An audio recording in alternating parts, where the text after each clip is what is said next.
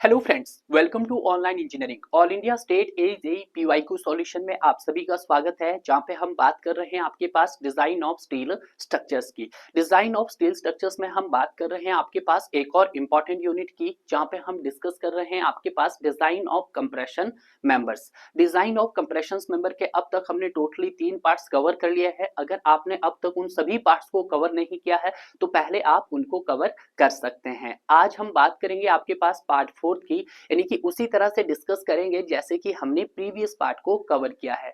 अगर बात की जाए आपके पास स्टेट एजेई में आपके कंप्रेशन मेंबर की, तो बहुत ज्यादा क्वेश्चंस आपके एग्जाम के अंदर पूछे गए थे, यानी कि मोर देन 250 प्लस क्वेश्चंस यहां से पूछे गए हैं। उन सभी क्वेश्चंस को यहां पर हम वन बाय वन सॉल्व कर रहे हैं। अगर आपने प्रीवियस वीडियो बहुत अच्छे से कवर किया होगा तो मुझे नहीं लगता है कि इस पार्ट्स में भी कोई क्वेश्चंस ऐसा होगा जो आप सॉल्व नहीं कर पाएंगे। तो आइए बात करते हैं आज के इस सेशंस के अपने पहले क्वेश्चंस की।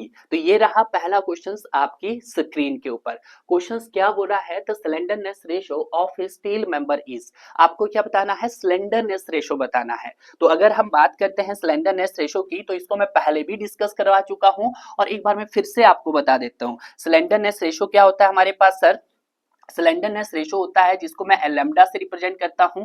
ये होता है सर के एल बाई आर मिनिमम होता है। कुछ इसी तरह से देखते हैं सर हम, बिल्कुल इसी तरह से। अगर हम बात करते हैं सर के एल को मैं क्या रिप्रेजेंट करवाता हूं सर, आपके पास इफेक्टिव लेंथ। और अगर आर मिनिमम की बात की जाए तो आर मिनिमम क्या होता है आपके पास, ये होता है सर लीस्ट रेडियस ऑफ जायरेशंस।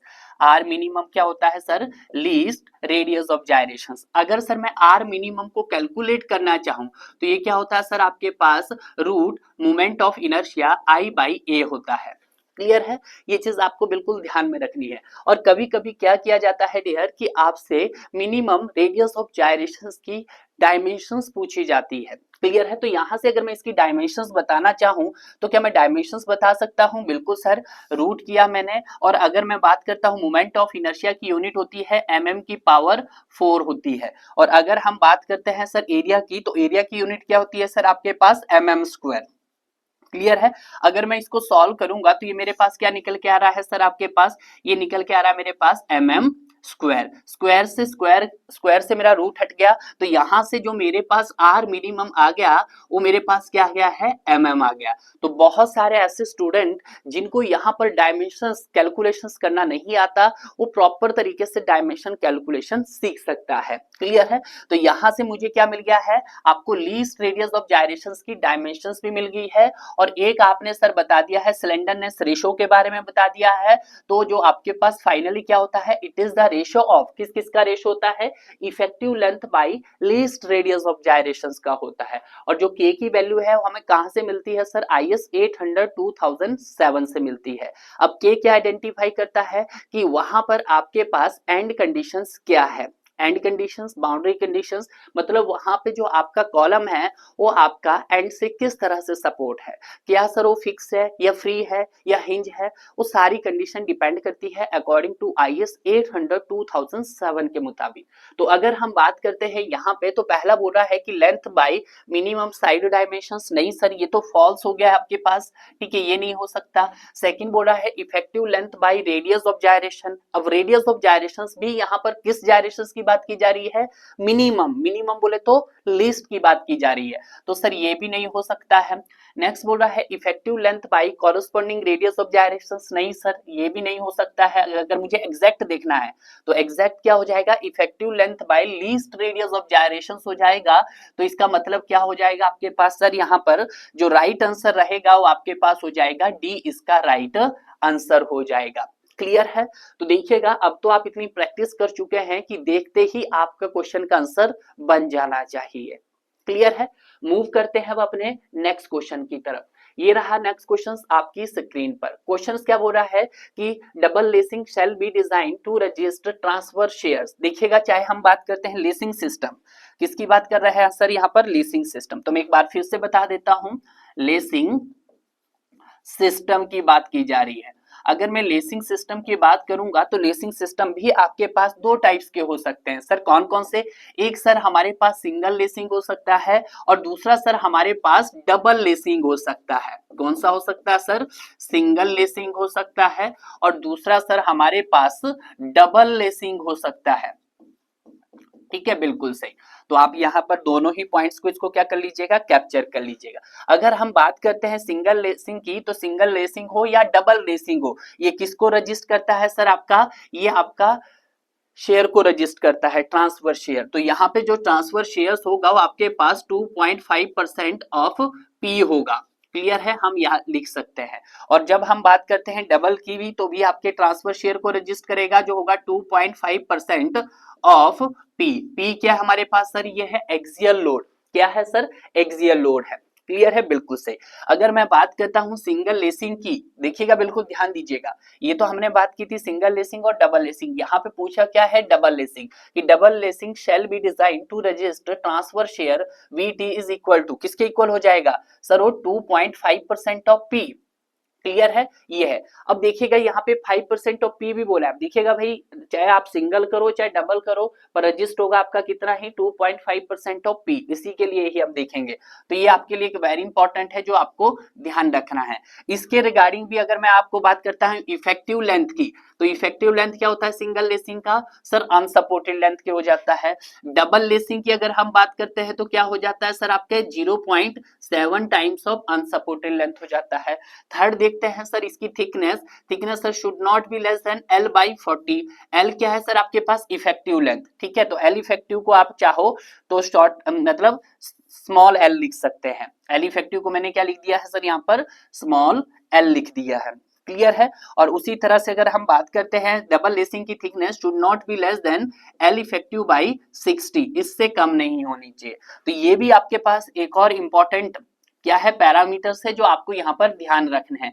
तो आज मैंने आपको 3 पैरामीटर्स बता दिए हैं। सबसे पहले तो सिंगल लेसिंग सर शेयर को रजिस्ट करता है, जिसकी लेंथ सर किसके इक्वल होती है? अनसपोर्टेड लेंथ के इक्वल होती है, जिसकी thickness should not be less then effective length bye 40 से कम नहीं होना चाहिए। और अगर हम बात करते हैं डबल लेसिंग की, तो डबल लेसिंग भी शेयर को रजिस्ट करता है 2.5% ऑफ एक्सियल लोड।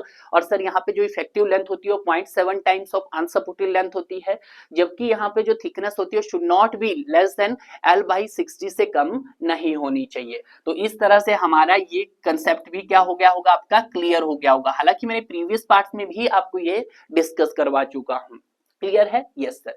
नेक्स्ट देखते हैं नेक्स्ट पार्ट कि what is the failure of section shown in the figure above. देखिएगा मैंने पहले भी बताया था कि जब हम आई सेक्शंस की बात करते हैं तो आई सेक्शंस का जो मेंबर होता है वो कैसा होता है सर? सिलेंडर होता है।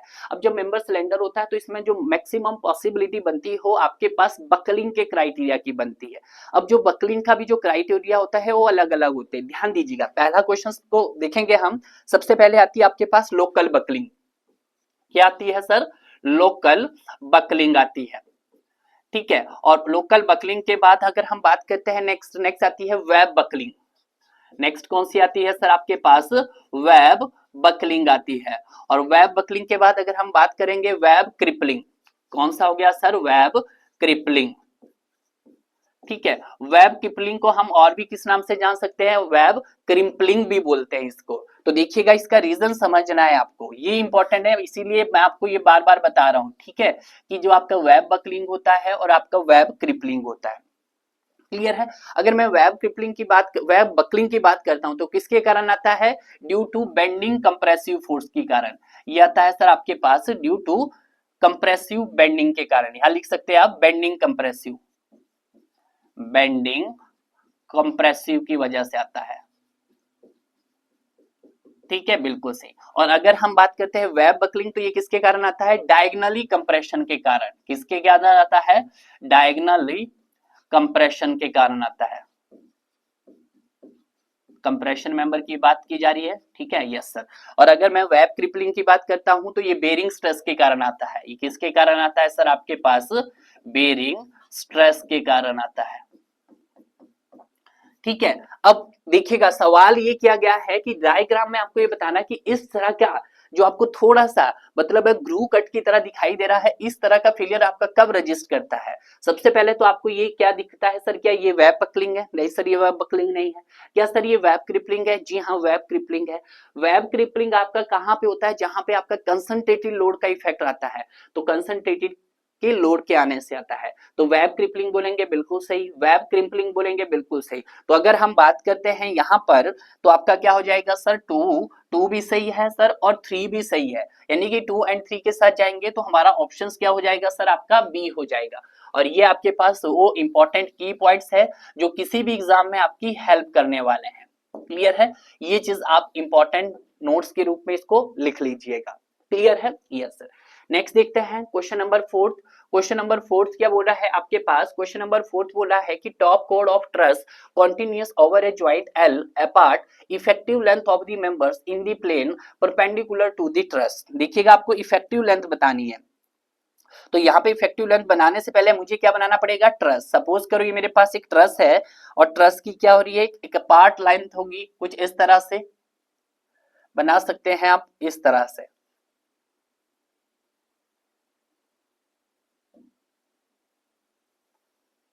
कुछ इस तरह से। तो अगर मैं बात करता हूं इस अपार्ट लेंथ का, तो ये हो जाएगी मेरे पास अपार्ट लेंथ, और पार्ट लेंथ इसकी दी है, इसने मेंशन की है सर, क्या हो जाएगी सर आपके पास, एल हो जाएगी। तो अगर मैं इसकी ट्रस की बात करता हूं, तो जो यहाँ पे एल इफेक्टिव होगा मेरे पास, वो किसके इक्वल होगा सर, आपका एल के इक्वल हो जाएगा, सॉरी इस अपार्ट लेंथ। और अपार्ट लेंथ क्या है सर मेरे पास, ये स्मॉल एल से रिप्रेजेंट किया है। क्लियर है? तो देखिएगा यहाँ पर कि effective length of member in the plane perpendicular to the truss क्या होगा सर आपके पास, एल हो जाएगा। क्लियर है? बिल्कुल सही है। नेक्स्ट देखते हैं क्वेश्चन नंबर 5। क्वेश्चन नंबर 5 क्या बोल रहा है आपके पास? क्वेश्चन नंबर 5 बोल रहा है कि column member of length L which can not be स्वे, मतलब वो क्या नहीं कर सकता, स्वय नहीं कर सकता। जब स्वय नहीं कर सकता तो कंडीशन कैसी होगी आपके पास, देखिएगा यहाँ पर स्वय मेंबर बोल रहा है, यानी कि वो एक पोर्टल फ्रेम की बात कर रहा है। तो जब यहाँ पे पोर्टल फ्रेम की बात कर रहा है तो देखिएगा कंडीशन कुछ इस तरह से बनेगी। मैं यहाँ पे फ्रेम बनाता हूँ, पोर्टल फ्रेम, ये। तो इसकी अगर मैं फाउंडेशन की बात करता हूं, तो foundation rigid foundation at its bottom, यानी कि रिजिड फाउंडेशन है इसका बॉटम में। क्लियर है? ये ध्यान दीजिएगा, कंडीशन है। क्लियर है? और top is held is the heavy beam, और टॉप जो लगा हुआ है वो आपके क्या होंगे सर, कुछ हैवी बीम होंगे, यानी कि जो टॉप में होंगे आपके पास ये हैवी बीम है। ठीक है? अब जब टॉप से ये हैवी बीम है और ये स्वै भी नहीं कर सकता है, जब ये टॉप से हैवी बीम हो गया तो इसके किनारे भी क्या हो जाएगा सर आपके, वो क्या हो जाएंगे, रिजिड हो जाएंगे।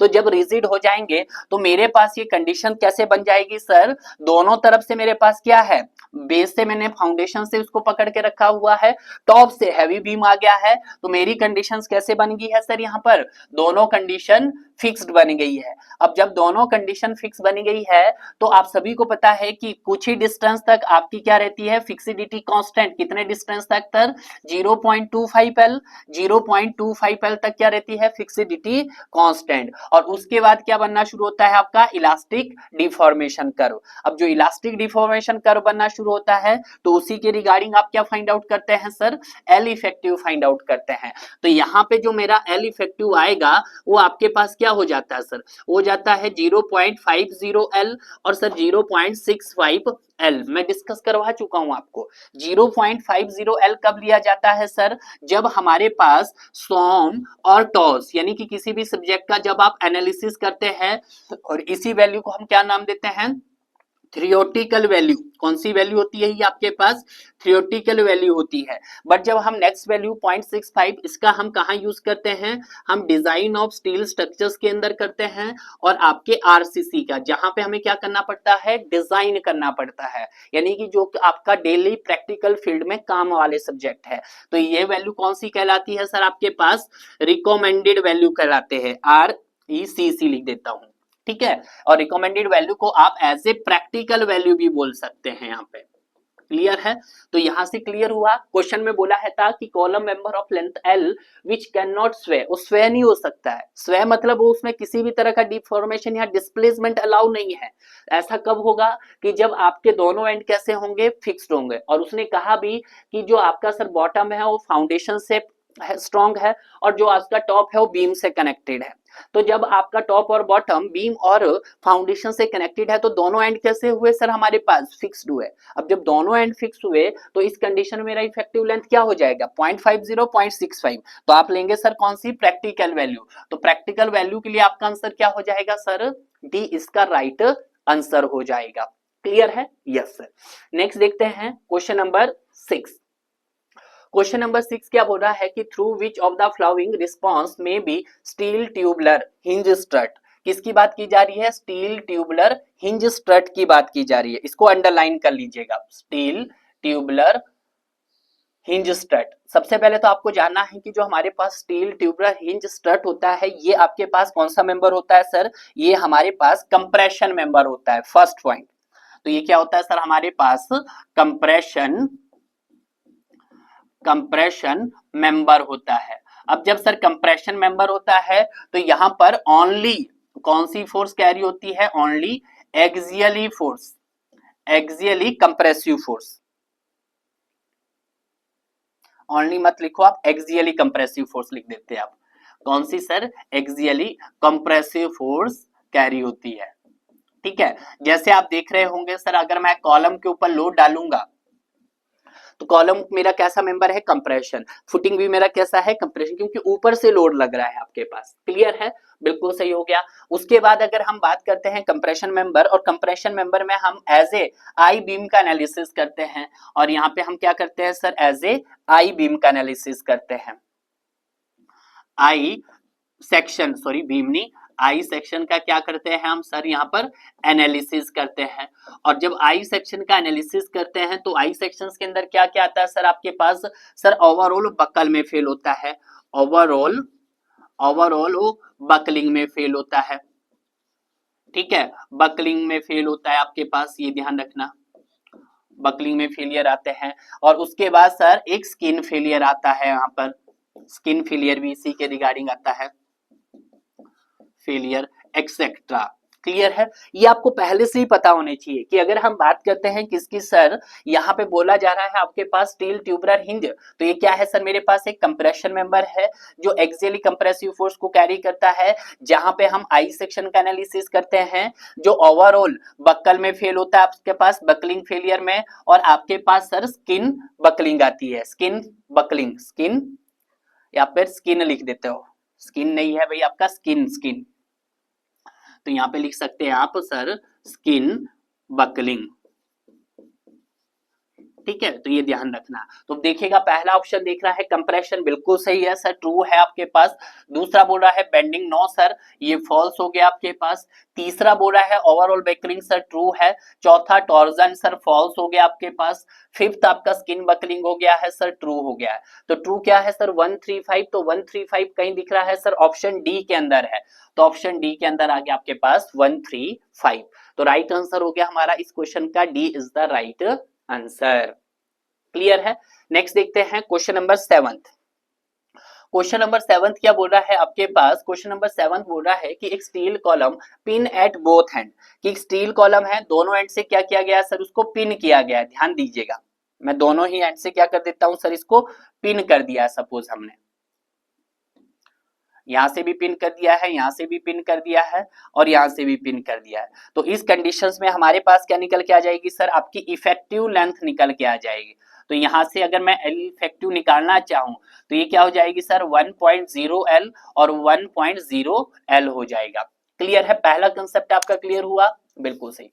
आपको क्या दिया गया है, आपको दिया है बकलिंग लोड, मतलब सपोज करो इस कंडीशन में हमारे पास P1 कितना दे दिया है सर, 200 किलो न्यूटन दे दिया गया है। If the column is restrained against lateral movement at its mids, दो कंडीशन दी गई है इसमें। पहली कंडीशंस देखिएगा, पहली कंडीशंस में हमें क्या निकालना है, बकलिंग लोड। तो बकलिंग लोड क्या हो जाता है आपके पास, P is equal to P1 मान लेते हैं, P1 is equal to pi square EI over L effective square. कुछ इसी तरह से करते हैं हम सर, L इफेक्टिव का स्क्वायर। तो अगर हम यहां से रिलेशन निकालें तो P1 is inversely proportional to L effective का स्क्वायर। कुछ इसी तरह से हो जाएगा आपके पास, यस सर हो जाएगा।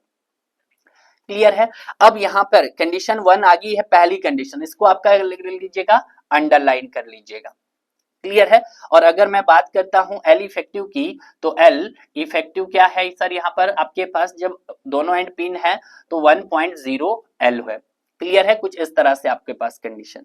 अब सेकंड कंडीशन दिखेगा, second case two, case two, ये तो केस वन है आपके पास, केस वन।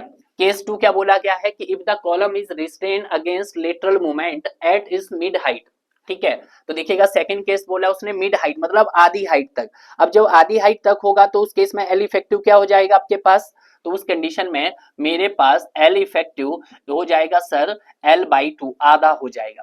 तो यहाँ पे अगर हम बात करते हैं एल इफेक्टिव की, तो एल इफेक्टिव को मैं एल लिख सकता हूं। तो यहाँ से मेरा रिलेशन बन जाएगा P1 is inversely proportional L effective की जगह L स्क्वायर, L1 1 कंडीशन बन गई है।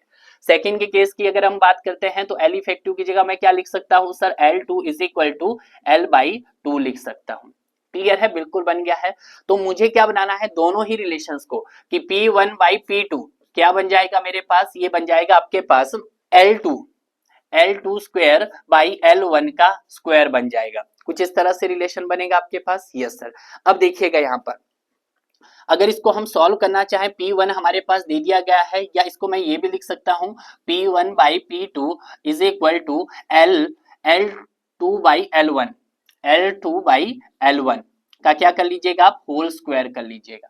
तो यहां से P1 मेरे पास कितना है आपके पास 200 किलो न्यूटन है, तो 200 डिवाइडेड बाय P2, P2 नहीं हमें पता है, इज इक्वल टू L2 कितना है L/2, तो L/2 का स्क्वायर करेंगे तो L स्क्वायर बाई 4 आ जाएगा आपके पास, डिवाइडेड बाय L1 कितना है आपके पास सर, L1 है L, तो L का भी क्या कर लीजिएगा सर स्क्वायर, स्क्वायर से स्क्वायर कैंसिल हुआ, तो यहां से क्या आएगा आपके पास 200 by P2 is equal to 1/4। तो यहां से अगर मैं P2 निकालना चाहूं तो ये हो जाएगा 200 इंटू 4, तो आपके पास आ जाएगा सर 800 किलो न्यूटन, यानी कि P2 मेरे पास कितना आ गया सर, 800 किलो न्यूटन। थोड़ा सा क्वेश्चन आपके पास ट्रिकी क्वेश्चन था, कैसे ट्रिकी था बिल्कुल देखिएगा अब यहाँ से।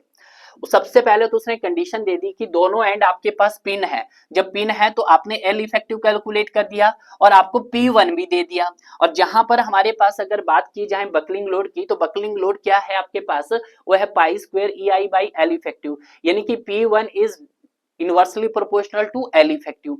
एल इफेक्टिव क्या है आपके पास 1.0 एल आया, तो इसको मैंने L1 लिखा, तो P1 is direct inversely proportional to 1/L1 का स्क्वायर। ठीक है, बिल्कुल। दूसरी कंडीशन क्या बोली है, दूसरी बोली है कि इफ द कॉलम इज को रिस्ट्रेन किया गया है at a lateral moment at से मिड हाइट, मतलब आधे पे ही उसको रिस्ट्रेन कर दिया गया। आधा मतलब पूरी लेंथ कितनी थी उसकी, L थी, आधे पे रिस्ट्रेन किया तो मतलब L/2 हो गया, तो L इफेक्टिव हो गया L/2, जिसको मैं लिख सकता हूं L2/L/2। तो हमने रिलेशन बनाना P1/P2 is equal to L2 square by L1, तो यहां से मेरे पास क्या निकल के आ गया सर, आपका P2 कैलकुलेट आ गया, और P2 जो मेरा आया सर वो कितना आया सर आपके पास 800 किलो न्यूटन। देखिएगा इस तरह के सवाल भी अक्सर पूछे जाते हैं। क्लियर है, यस सर। नेक्स्ट देखते हैं क्वेश्चन नंबर 8। क्वेश्चन नंबर 8 क्या बोला है कि for a steel built up column subjected to axially force को मैं P से रिप्रेजेंट करता हूं। P कितना दे दिया है सर, यहाँ पर 1200 किलो न्यूटन दे दिया गया है। Lacing system to design registered transverse shear, तो V इज इक्वल टू कितना हो जाएगा 2.5% ऑफ एक्सियली फोर्स P हो जाएगा, बिल्कुल। अगर मैं इसको सॉल्व करना चाहूं 2.5%, परसेंट का क्या लगाऊंगा सर, मैं यहाँ पर 100 लगा दूंगा भाई, तो 100 multiply by P 1200 kilo Newton, zero से जीरो कैंसिल हो गया सर हमारे पास, बिल्कुल। तो इसको सॉल्व करेंगे 2.5 मल्टीप्लाई 12 करोगे तो आपका 30 आएगा, कैलकुलेट भी कर लेते हैं, इंटू 12, तो आपके पास कितना आ जाएगा सर, यहाँ पर 30 किलो न्यूटन आ जाएगा।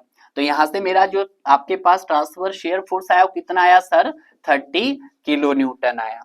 तो यहां पर मेरा राइट आंसर जो होना चाहिए वो आपके पास कितना होना चाहिए सर, 30 किलो न्यूटन, यानी कि डी आपके पास राइट आंसर है। देखिएगा इसी से बहुत सारे सवाल है। क्लियर है। नेक्स्ट देखते हैं क्वेश्चन नंबर 9। क्वेश्चन नंबर 9 क्या बोला है कि lacing of compound steel column. तो देखिएगा लेसिंग के बारे में हमने ऑलरेडी डिस्कस आपको करवाए हैं बहुत सारे पॉइंट्स, कि जो स्लेंडरनेस रेशो होता है लेसिंग का, वो आपके पास किससे कम नहीं होना चाहिए sir, should not be less then, should not exceed 145, ठीक है, बिल्कुल इससे ज्यादा एक्सीड नहीं होना चाहिए। और अगर हम बात करते हैं नेक्स्ट कि जो लेसिंग मेंबर जो डिजाइन किया जाता है वो किसके लिए डिजाइन किया जाता है? To resist the transverse shear force. Design किया जाता है sir to resist the transverse shear, और जो ट्रांसवर्स शेयर होता है आपके पास, ट्रांसवर्स शेयर लिख देते हैं, ट्रांसवर्स शेयर के लिए। ठीक है, बिल्कुल सही, ये मैंने अभी डिस्कस करवाया आपके पास। क्लियर है? तो ऑप्शन देखिएगा, increase the load carrying capacity. क्या लेसिंग सिस्टम आपका लोड कैरिंग कैपेसिटी को इंक्रीज करता है? सर ऐसा तो नहीं है। Decrease the chance of local buckling, नहीं सर, लोकल बकलिंग के चांसेस तो अवॉइड किए जाते हैं। ठीक है, डिक्रीज द ओवरऑल बकलिंग, नहीं सर, ओवरऑल बकलिंग भी नहीं। एश्योर द यूनिफाइड बिहेवियर, बिल्कुल सही, ये क्या करता है? एश्योर करता है उसके यूनिफाइड बिहेवियर को। तो आपका जो राइट आंसर हो जाएगा वो हमारा कौन सा हो जाएगा सर? डी इसका राइट आंसर हो जाएगा। क्लियर है? नेक्स्ट देखते हैं क्वेश्चन नंबर 10। क्वेश्चन नंबर 10 क्या बोल रहा है कि column bearing truss in an open industrial shed. एक कॉलम बेयरिंग ट्रस दिया गया है जो कैसा है आपके पास? ओपन इंडस्ट्रियल शेड है, is 6 metre height between its own base and the bottom of the truss. What is the effective height of the column taken the calculation of compressive strength? यानी कि इसलिए किसकी बात की गई है? आपके पास एक कॉलम है और कॉलम कैसा है, ये कंडीशंस आपको पता होनी चाहिए। एक एंड सर उसका फिक्स है और दूसरा एंड कैसा है सर? उसका हिंज्ड है। ठीक है, तो देखिएगा, अगर हम बात करते हैं कि column bearing truss in an open industrial shed, open industrial shed कैसा होता है सर? कि सर उसका वन एंड कैसा होगा सर? फिक्स्ड होगा। अब जो वन एंड फिक्स्ड होगा वो किससे कनेक्टेड होगा सर? आपका बेस से कनेक्टेड होगा। और जो अदर एंड होगा आपका वो किससे कनेक्टेड होगा सर? अदर एंड जो होगा वो आपका हिंज्ड होगा, जो आपका क्या होगा? टॉप पोर्शन होगा। अब जो टॉप होगा आपका इंडस्ट्रियल बिल्डिंग है तो आपका उसको मूवमेंट्स भी हो सकते, सॉरी वहां पे रोटेशंस भी अलाउड होगा। तो इस कंडीशंस में मेरे पास जो एल इफेक्टिव होगा वो आपके पास दो वैल्यू आई जाएगी, 0.70 एल और आपके पास 0.80 एल। तो इस कंडीशंस में मेरे पास एल इफेक्टिव 0.80 एल आ जाएगा। यस सर, जहां पर लेंथ उसने लेंथ बोले या हाइट 6 मीटर दी गई है तो 0.8 इंटू 6, तो यहाँ पे कितना हो जाएगा? 4.8 मीटर्स के आसपास आ जाएगा। तो बहुत ही सिंपल सवाल था, तो बिल्कुल आपका राइट आंसर हो गया सर आपके पास 4.8 मीटर्स। क्लियर है? Yes sir. नेक्स्ट देखते हैं क्वेश्चन नंबर 11। क्वेश्चन नंबर 11 क्या है कि batten plate use to connect the component of built up columns, कि जो बैटन प्लेट्स होता है वो किससे कनेक्टेड होता है? Built up columns are design to resist. वो किसके लिए डिजाइन किया जाता है? तो डिजाइन किया जाता है आपका share force and bending movement दोनों के लिए। तो ये आप देखना किसके लिए sir? Both share force and bending movement दोनों के लिए किया जाता है। तो देखिएगा, पहला बोला है longitudinal shear only, no sir ऐसा तो नहीं है, फॉल्स हो गया है। दूसरा बोला ट्रांसफर शेयर, नो सर गलत हो गया है। तीसरा बोला है longitudinal share and movement arising from the transfer share, yes sir, तो इसका मतलब ये क्या हो गया है? ट्रू। डी आपका हो नहीं सकता, तो ये हमारा फॉल्स हो गया है। तो यहाँ पे जो राइट आंसर आएगा आपके पास वो कौन सा आएगा सर? सी इसका राइट आंसर आएगा। क्लियर है? नेक्स्ट देखते हैं क्वेश्चन नंबर 12। क्वेश्चन नंबर 12 भी देखिएगा, क्या बोल रहा है कि in ISMC 400 channels placed back to back at spacing, spacing दे दी गई है हमारे पास, कितनी दे दी है सर? 26 सेंटीमीटर दे दी है। Carrying N axial load, axial load बोले तो P आपके पास कितना दे दिया है? 160 टन दे दिया गया है। Lacing system should be design to resist transfer shear V is equal to 2.5% of P। कुछ इसी तरह से याद रखना आपको, बिल्कुल सर 2.5%, परसेंट का क्या लगाएंगे सर हम? 100 डिवाइड बाय 100। ठीक है, इनटू पी, पी कितना है सर आपके पास? 160। जीरो से जीरो कैंसिल हुआ, 2.5 मल्टीप्लाई बाय 16 करेंगे तो यहां से कितना आ जाएगा सर आपका? 40 टन आ जाएगा। डिवाइड बाय 10 भी कर दीजिएगा ना, 4 टन। तो ओके, तो आपके पास कितना आ जाएगा सर? 4 टन आ जाएगा, 4 टन। तो यहाँ पे जो V आया आपके पास वो कितना आ जाएगा सर? 4 टन आ जाएगा। सिंपल सवाल था, हम पहले से ही करते आ रहे हैं सर ट्रांसफर शेयर के ऊपर। तो आपका आंसर हो जाएगा सर यहाँ पर 4 टन हो जाएगा। क्लियर है? नेक्स्ट देखते हैं क्वेश्चन नंबर असर्शन और रीजन का क्वेश्चन है, बहुत अच्छा क्वेश्चन है। असर्शंस क्या बोल रहे हैं कि angle of inclination of placing bar in a built up column is constructed 70 to 40, बिल्कुल सही, मतलब 70 और 40 के बीच में होना चाहिए, बिल्कुल। तो अगर मैं बात करता हूं यहाँ पे पाई की इन लेसिंग सिस्टम में, तो कितना होता है सर आपके पास, वो सर आपके पास 42 आपके पास 70 डिग्री के बीच में होता है। तो सर ये आपका should not be less then 40 degree नहीं होना चाहिए और should not be more than 70 degree नहीं होना चाहिए। कहने का मतलब ये है 70 से ज्यादा नहीं होना चाहिए, ये आप लिख सकते हैं।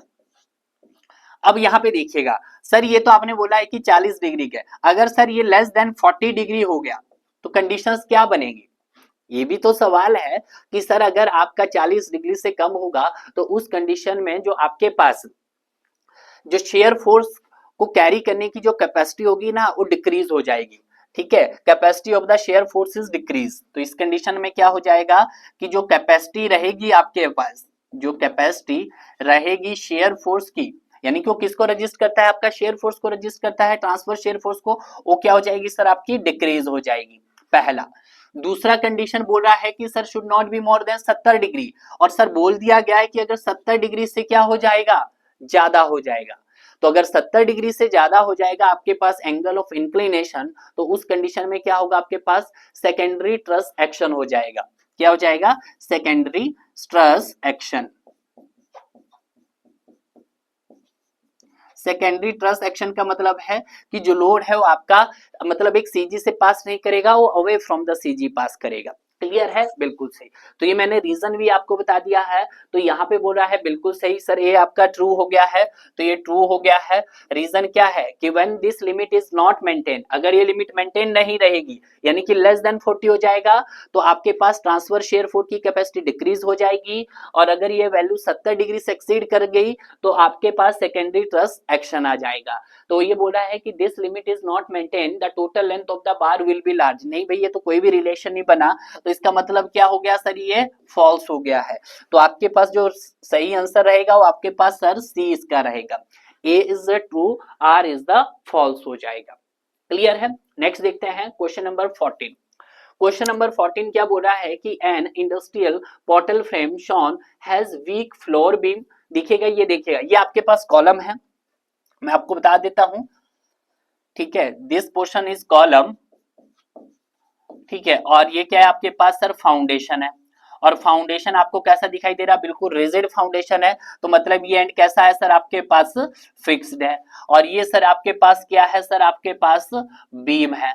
अब जब बीम है तो बीम भी कैसा बोल रहा है सर आपके पास, ये वीक बोल रहा है, यानी कि वीक है। वीक मतलब है कि वो क्या कर रहा है, टिल्ट कर रहा है, मतलब इधर उधर उसमें डिस्प्लेसमेंट आ रहा है, तो हम इसको कह सकते हैं वीक की जगह हम बोल सकते हैं, मान लेते हैं कि सर ये एंड कैसा है सर इसका फ्री है। तो कंडीशन क्या बनी आपके पास कि एक एंड फिक्स हुआ तो दूसरा एंड फ्री हुआ। तो जब one and fix, if one and, एक एंड कैसा हो सर आपके पास फिक्स्ड हो, and other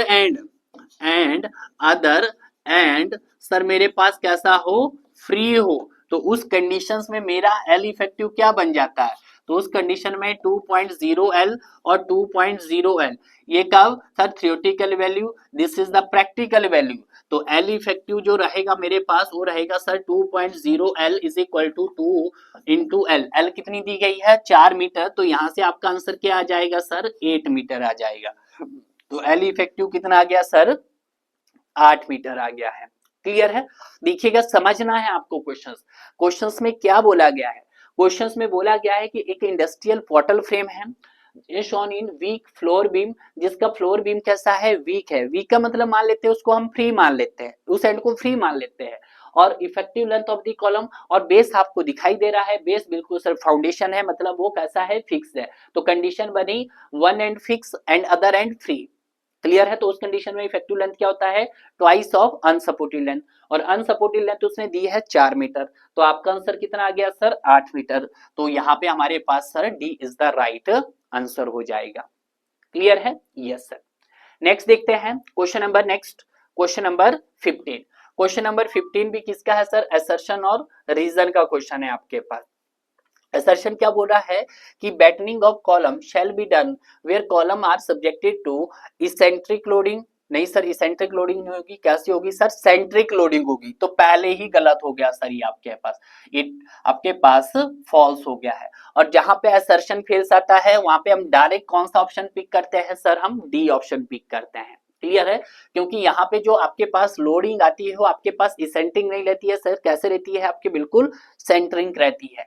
baton plates are design to resist movement and longitudinal force, बिल्कुल। और जो बैटन प्लेट होती है वो simultaneously shear force and bending movement को रेजिस्ट करती है। तो इसका मतलब ये वाली स्टेटमेंट भी क्या हो गई सर मेरे पास, ट्रू हो गई है। क्लियर है, यस सर। नेक्स्ट देखते हैं क्वेश्चन नंबर 16। क्वेश्चन नंबर 16 क्या बोल रहा है कि M60 structural steel tube has radius of gyrations. आपको रेडियस ऑफ जायरेशन दे दिया है कितना सर, 20 mm दे दिया गया है। क्लियर है, आपको निकालना क्या है, देखिएगा द अनब्रेस लेंथ। अनब्रेस लेंथ का मतलब आपको यहाँ पर इफेक्टिव लेंथ फाइंड आउट करना है भाई। क्या फाइंड आउट करना है सर, इफेक्टिव लेंथ आपको फाइंड आउट करना। तो उसके लिए तो हमें स्लेंडरनेस पता होना चाहिए, और स्लेंडरनेस रेशियो के लिए आपको पता होना चाहिए सर कौन से मेंबर की बात कर रहा है, कंप्रेशन मेंबर की बात कर रहा है।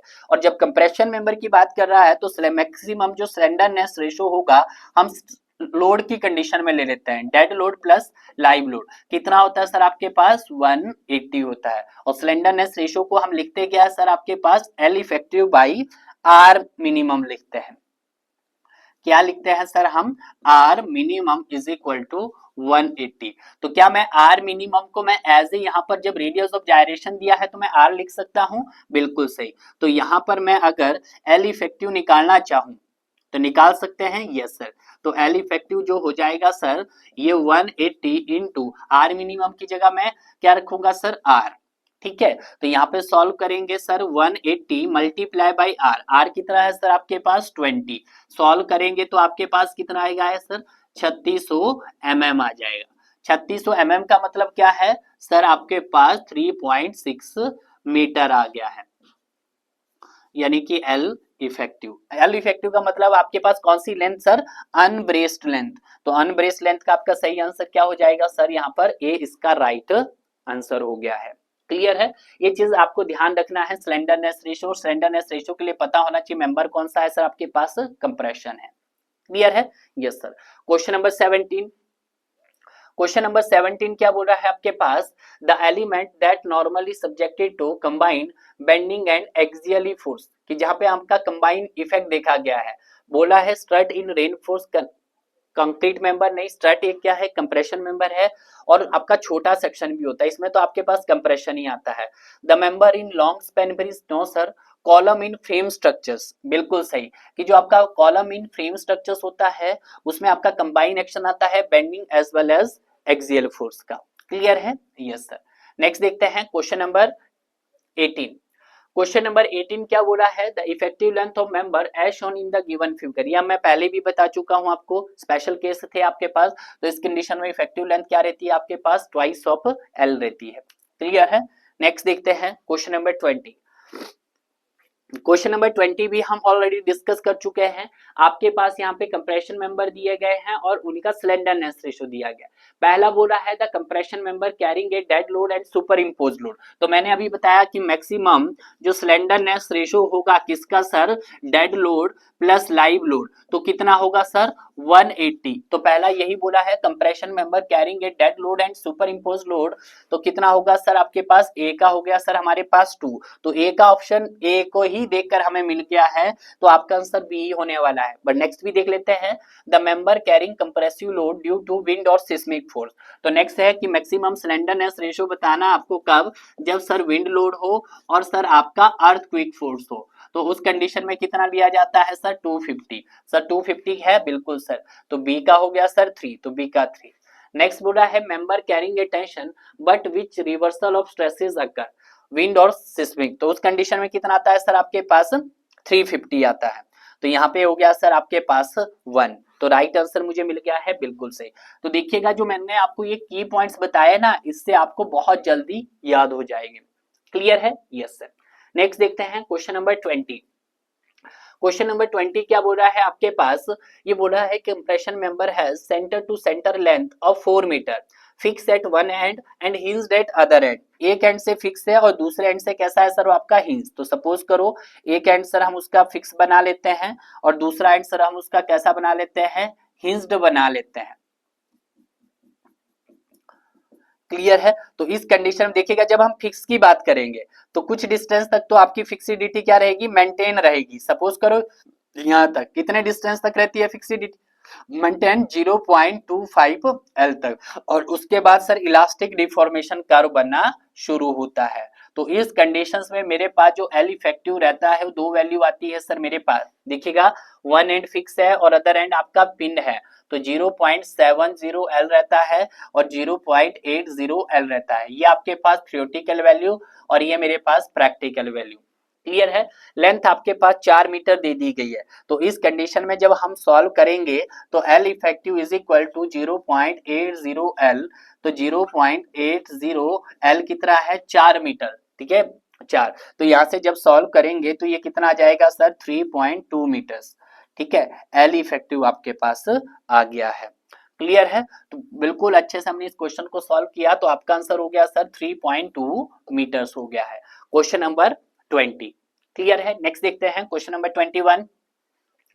क्वेश्चन नंबर 21 क्या बोल रहा है कि steel column is multi storey building carries an axial load, axial load दे दिया है आपके पास पी कितना सर 125 किलो न्यूटन दे दिया गया, built up of two ISMC 350 channel connected by lacing. The lacing carries a load is transfer share 2.5% of axially load P। तो यहाँ पे जब सॉल्व करेंगे 2.5% का क्या लगाएंगे सर आप 100 लगा देंगे, तो ये हो जाएगा 100 मल्टीप्लाई बाय पी, पी कितना है सर हमारे पास 125 है।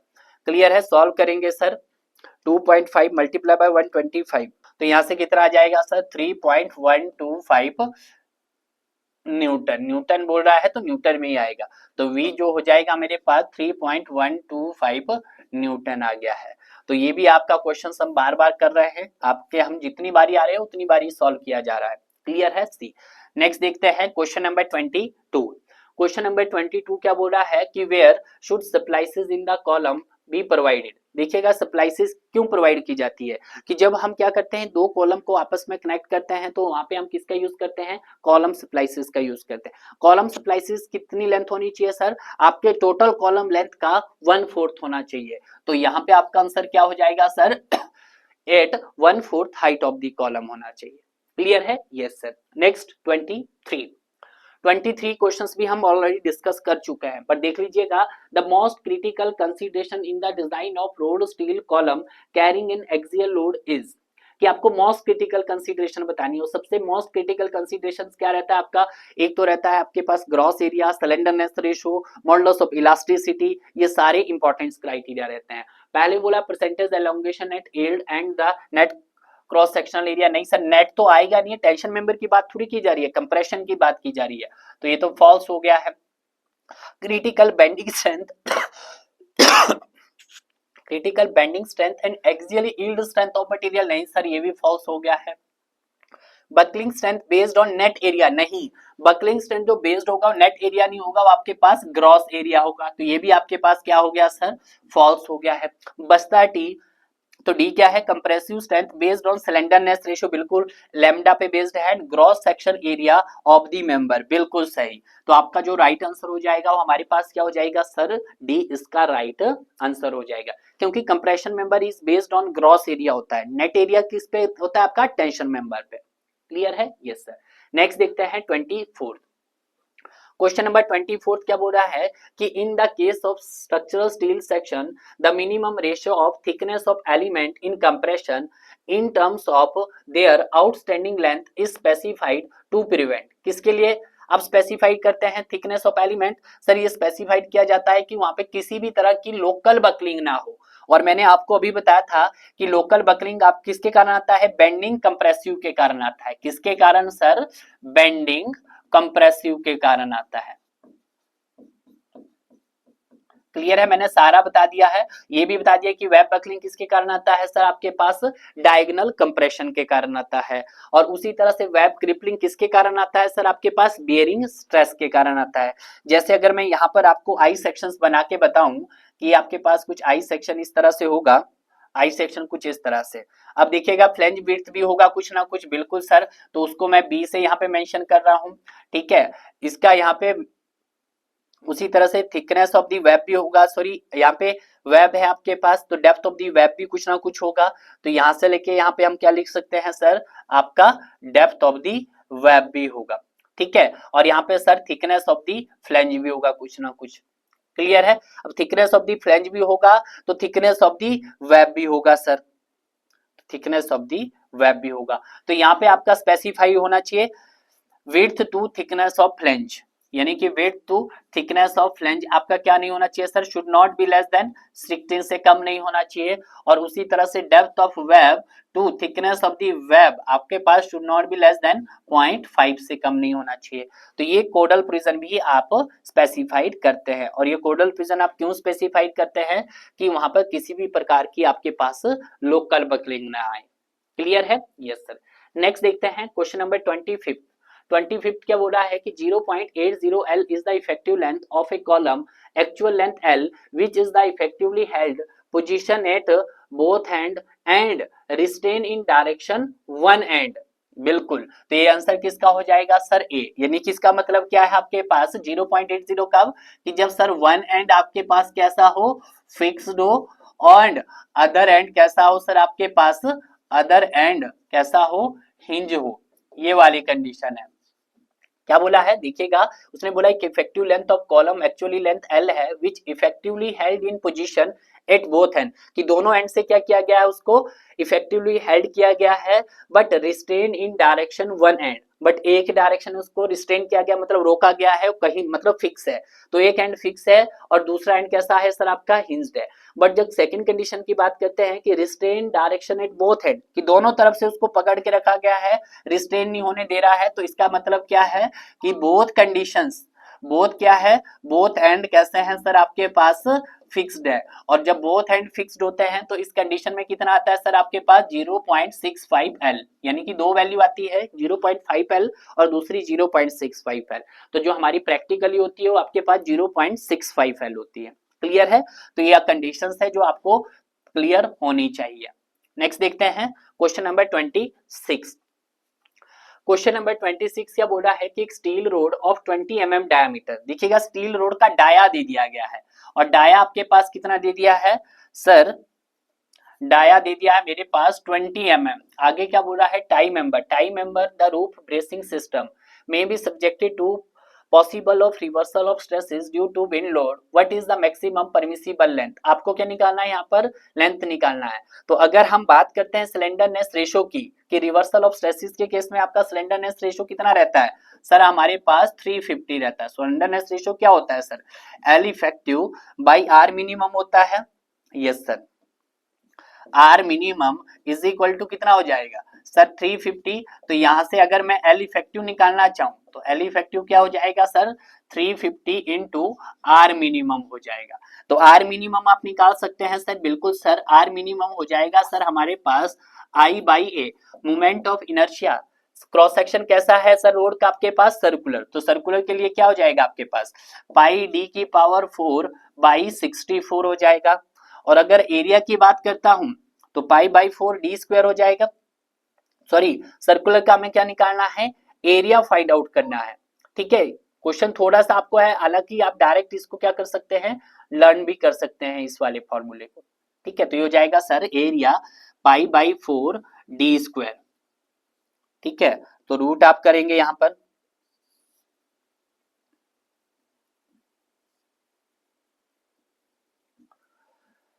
ठीक है। अब देखिएगा आप कैंसिल कर, जो आपका कैंसिल हो रहा है उसको आप कैंसिल कीजिएगा। तो देखिएगा यहाँ से पाई से पाई गया आपके पास, ठीक है, पाई से पाई कैंसिल कर दिया है, डी की पावर 4 है यहाँ पे और डी की पावर स्क्वायर है, तो डी की पावर स्क्वायर बच गया है। यहाँ पर आपके पास क्या है 4, पाई बाई 4, 4 को 16 के करेंगे यहाँ पे 16 आ जाएगा। तो यहां से जो मेरे पास आएगा ये आएगा सर डी स्क्वायर बाई 16 आ जाएगा आपके पास, ठीक है। अब स्क्वायर से आपका क्या कर गया, रूट कट गया, 16 से रूट गया तो आपके पास क्या आ जाएगा सर, डी बाई 4 आ जाएगा। क्या आ जाएगा सर, डी बाई 4। तो यहां पर आप डायरेक्ट फॉर्मूला रखिएगा कि आर मिनिमम कितना आ जाएगा सर, डी बाई 4 आ गया है। अब जब डी बाई 4 आ गया है तो डी कितना है सर, बी से आर 4, तो यहाँ से कितना आ जाएगा सर 5 mm आ जाएगा। तो यहाँ से आप पुट कर सकते हैं वैल्यूज को, बिल्कुल सही। तो सर यहाँ पर मेरे पास एल इफेक्टिव जो रहेगा, एल इफेक्टिव जो रहेगा वो आर मिनिमम इनटू 350 था। क्लियर है? तो आर मिनिमम कितना है सर 5 गुना 350। तो दिखेगा 5 गुना 350 कितना आया सर आपका 1750। तो यहाँ पे जो मेरे पास एल इफेक्टिव आया वो सर 1750 mm आया। ठीक है, तो आप डायरेक्ट भी रख सकते हैं कि आर मिनिमम निकालना आपने, तो आर मिनिमम आपके पास क्या हो जाएगा सर D/4 हो जाएगा। क्लियर है? बिल्कुल सही। तो आपका आंसर हो जाएगा सर यहाँ पे 1750 mm हो जाएगा। क्लियर है? नेक्स्ट देखते हैं क्वेश्चन नंबर 27। क्वेश्चन नंबर 27 भी देखिएगा कि steel built up column is subjected to axially. देखिएगा भाई क्वेश्चंस बहुत बारी आ गया यार। ठीक है, पी दे दिया है आपके पास सर कितना 1000 किलो न्यूटन है। आपको क्या निकालना है, lacing system has to be design resist transfer shear V कितना हो जाएगा सर 2.5% ऑफ पी हो जाएगा। तो 2.5% का हम बाय 100 कर देंगे इनटू 1000 कर देंगे, जीरो से जीरो कैंसिल होगी आपके पास एक, तो आपके पास कितना आ जाएगा सर ये 2500 किलो न्यूटन आ जाएगा। तो V की जो यहाँ पर आंसर आया वो आपके पास 25 किलो न्यूटन। तो इसको भी आप क्या कर लीजिएगा कैप्चर, तो आपका आंसर आ गया सर यहाँ पर D is the right answer. Clear है? Next question number 28।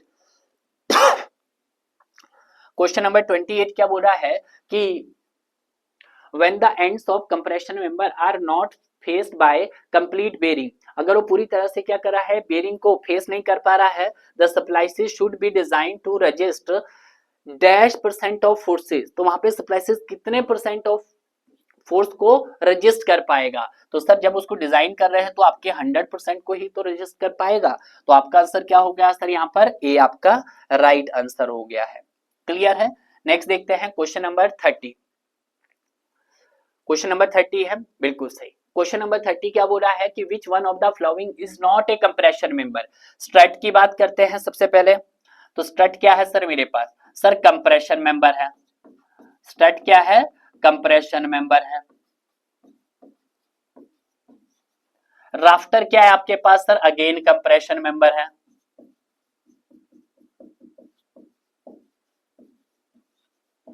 Sir boom क्या है आपके पास, प्रिंसिपल कंप्रेशन मेंबर है। कंप्रेशन मेंबर है। बचा कौन सा सर, टाई, और टाई सर हमारे पास टेंशन मेंबर है। नॉट पूछा था उसने। क्लियर है? तो स्टर्ट हो गया, राफ्ट हो गया, बूम हो गया, सारे क्या है आपके पास कंप्रेशन मेंबर है, और बूम भी आपके पास इनमें से एक प्रिंसिपल कंप्रेशन मेंबर है। क्लियर है? नेक्स्ट देखते हैं क्वेश्चन नंबर 30। क्वेश्चन नंबर 30 क्या है कि लेसिंग आर सब्जेक्टेड टू, पहला बोला है ट्रांसफर लोडिंग या एक्सियली लोडिंग प्लस बेंडिंग, या आपके पास एक्सियली लोडिंग प्लस शेयर, या एक्सियली लोडिंग। तो आपके पास क्या होगा सर, एक्सियली लोडिंग। तो आपके पास सर डी इसका राइट आंसर हो गया है। नेक्स्ट देखते हैं question number 31।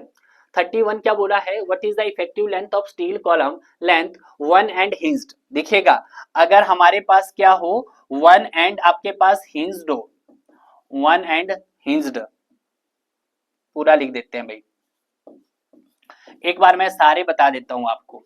One and hinged हो और अदर कैसा हो आपका, अदर फिक्स्ड हो, अदर एंड फिक्स्ड हो। तो इस कंडीशन में मेरे पास एक थ्योरेटिकल वैल्यू आती है, एक प्रैक्टिकल वैल्यू आती है। मैं दोनों वैल्यू बताऊंगा। वन एंड कैसा हो, हिंज्ड हो, और आपके पास तो थ्योरेटिकल वैल्यू कितनी रहती है 0.70 L रहती है, और यहाँ पे 0.80 L रहती है, पहली कंडीशन। दूसरी कंडीशन, बोथ एंड्स कैसा हो सर आपके पास, हिंज्ड हो। तो दोनों एंड अगर हिंज्ड हो तो आपके पास वैल्यू क्या रहती है 1.0 L और 1.0 L। क्लियर है? तीसरा कि सर अगर वन एंड कैसा हो सर आपके पास, फिक्स्ड हो, फिक्स्ड हो, एंड अदर कैसा हो सर आपके पास, फ्री हो, अदर फ्री हो, तो यहाँ पे सर 2.0 L और 2.0 L रहेगा। चौथा कि सर कैसा होगा आपके पास, फोर्थ ही बचे आपके पास। देखिएगा अगर एक एंड हिंज हो दूसरा फिक्स हो तो 0.70 और 0.80, तो यही बोला आपके पास 0.8। अब देखिएगा इन्होंने एल की जगह एस दिया है, तो आपका आंसर क्या हो गया सर, यहाँ पर सी हो गया है। ठीक है, अब बोथ एंड आपके पास हिंज्ड भी हो गए हैं, बोथ एंड हिंज्ड भी हो गए हैं। One and fixed and other and free भी हो गया है आपके पास, क्लियर है। और one and hinged and fixed, ठीक है। फिक्स का भी देख लेते हैं। अगर मेरे पास सर बोथ एंड्स कैसे हो, फिक्स्ड हो, तो जब बोथ एंड्स मेरे पास फिक्स्ड होंगे तो इस कंडीशंस में क्या होगा सर, आपके पास 0.50 एल होगा और 0.65 एल होगा, क्लियर है। तो ये हमारे सभी को हमने चेक कर लिया है यहाँ पर कि वन एंड हिंज फिक्स्ड हो और आपके पास बोथ एंड हिंज्ड हो, one and fixed and other and free हो एंड बोथ एंड आपके पास फिक्स्ड हो, क्लियर है। Yes sir. नेक्स्ट देखते हैं क्वेश्चन नंबर 32। क्वेश्चन नंबर 32 क्या बोल रहा है कि as per IS 800 2007 the area of splices plate shall be exceed the area of flange element specified at least. किससे ज्यादा एक्सीड नहीं होना चाहिए sir, should not be less then, मतलब 5% से कम नहीं होना चाहिए। तो आपका आंसर हो गया सर यहाँ पर डी, क्लियर है। Yes sir. नेक्स्ट देखते हैं आपका नेक्स्ट 33 क्वेश्चंस। क्वेश्चन नंबर 33 क्या बोल रहा है कि एक steel member M has reversal of stresses due to live load.